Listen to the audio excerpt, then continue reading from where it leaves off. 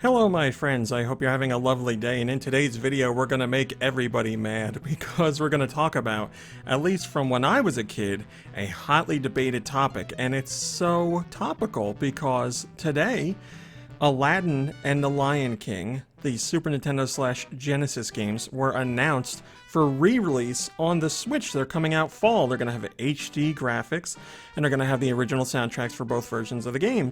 But here's the thing.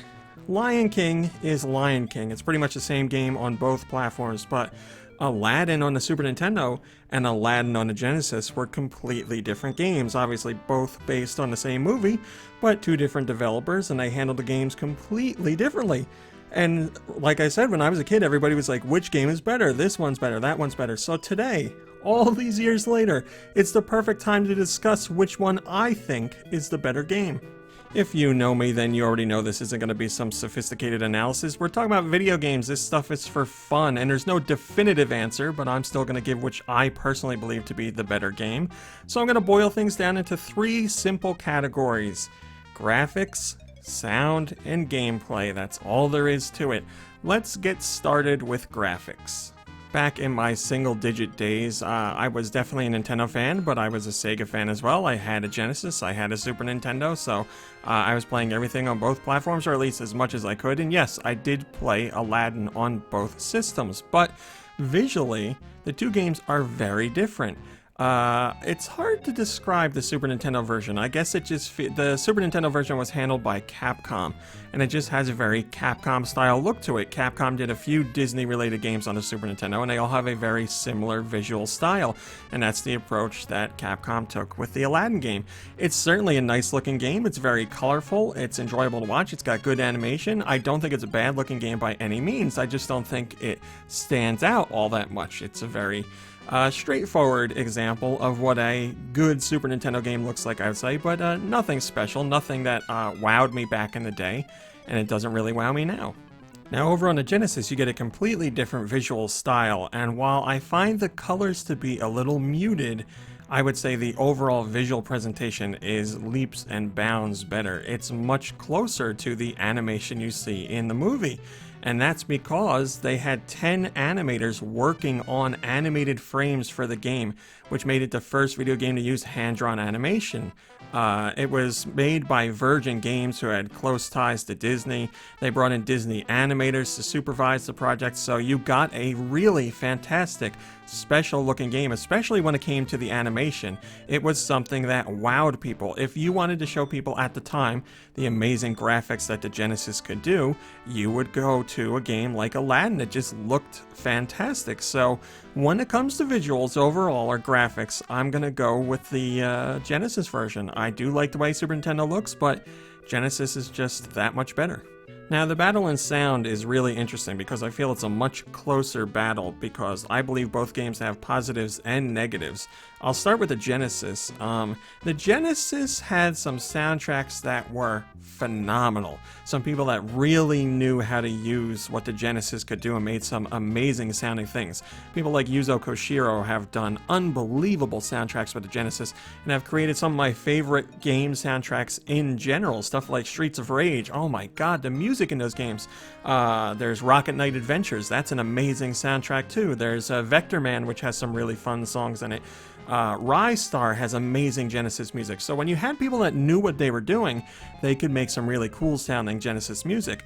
But Genesis also had some of my least favorite music because sometimes games just had stuff that sounded really, really cheesy, just really basic and kind of flat. And oddly enough, the Genesis version of Aladdin uses sounds that make me feel like it's a cheesy game, but the compositions are pretty good. I mean, a lot of them are straightforward compositions of what you hear in the movie, but there's also some original tunes in there by Tommy Tallarico and somebody else, I forget who, but the use of the sounds that they picked just are so, like, lame is the best way I can put it. So I'm kind of like mixed here because I do like the tunes. They're faithfully recreated from the movie. I like the original tracks as well, but I don't like the sound font, I guess you'd call it. So I don't dislike it by any means. I actually prefer the original tracks that are in this game, but it's not fantastic. Now over on the Super Nintendo, again, you get a handful of tracks that are straight from the movie. I feel like there's less in a Super Nintendo game than there are the Genesis game, but there are a couple that are faithfully recreated. And then there's some other tracks that take riffs from themes in the movie and turn them into a completely different song, which I always like, adapting it into something different. And then the rest are original compositions. Now this game, again, was made by Capcom, and it has that Super Nintendo Capcom feel. For those who played Capcom games on the Super Nintendo, you know exactly what I mean. It seemed like they had one or two people who were doing everything when it came to music, and they used the same sort of sound fonts and everything, like all the Mega Man games and all the Disney games in general just had a very particular sound to them, and Aladdin falls into that. So while I think Capcom has had fantastic soundtracks on the Super Nintendo, I don't know that Aladdin is one of them. There's songs I like, there's songs that are eh. Overall, it's okay. It's okay. So it's hard to pick between the two. I feel like they're pretty even, and it's obviously this is all personal preference, but if you can stomach the Genesis sounds more than I can, you might like that version better. But I just don't know. I wish I could hear the original compositions in the Genesis version done on the Super Nintendo, or at least done by somebody who is more prolific on the Genesis with what the Genesis can do sound-wise. So, I don't know. I could go either way on this one, so I guess I'll just call it 50-50 split. Now when it comes to gameplay, I feel there's a clear-cut winner just like I did with visuals. I'll start with the Super Nintendo version, which is very classic Capcom again. It feels very energetic, and it's bouncy and fun and just alive. There's a lot to do with Aladdin. He throws apples, he swings off of poles, he has this really cool front flip that he does off of enemies and pulls the swing around in the level, you know, and then there's regular running, jumping, platforming, stuff like that, but it's all really tightly made, really expertly crafted, and it's a ton of fun. It's just really fun to play. I have very vivid memories of swinging around and bouncing off enemies when I originally played that game, and it's just a lot of fun to play.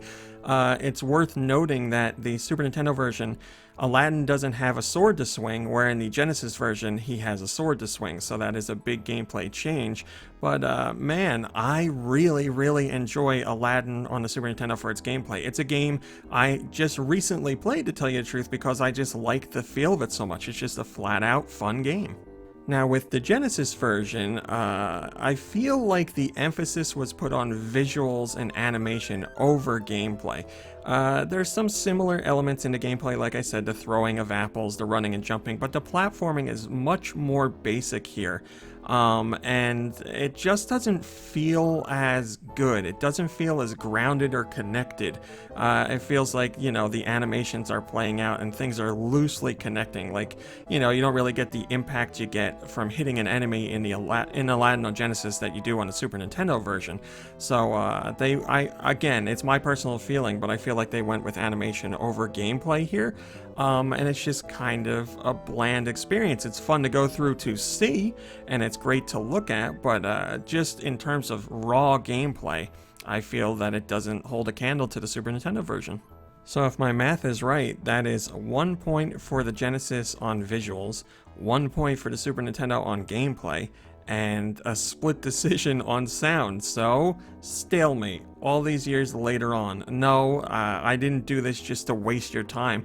I gave you my honest feelings. I've always thought about how these two games measure up, and it's been a discussion with friends ever since they came out. We were just talking about this with friends like maybe, I don't know, less than a year ago. So, yeah, some friends are diehard one version, some friends are diehard the other version. A lot of people are that way, and that discussion's, like I said, is just going to boil up again with these re-releases. So, if you have played these two games and you have your opinion, which I'm sure will be a strong one, head to the comments and let us know, because I'd really like to see what points you make for each side. I'm really interested to see how this debate turns out.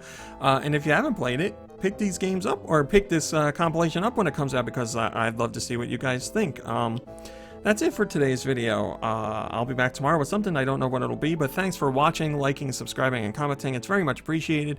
Also, a huge thank you to our friends over on Patreon. Thank you so much for supporting that. You guys supporting me over there allows me to do what I do. I am greatly humbled by your support. If you want to know more details about the Patreon, you can check out the description of this video below.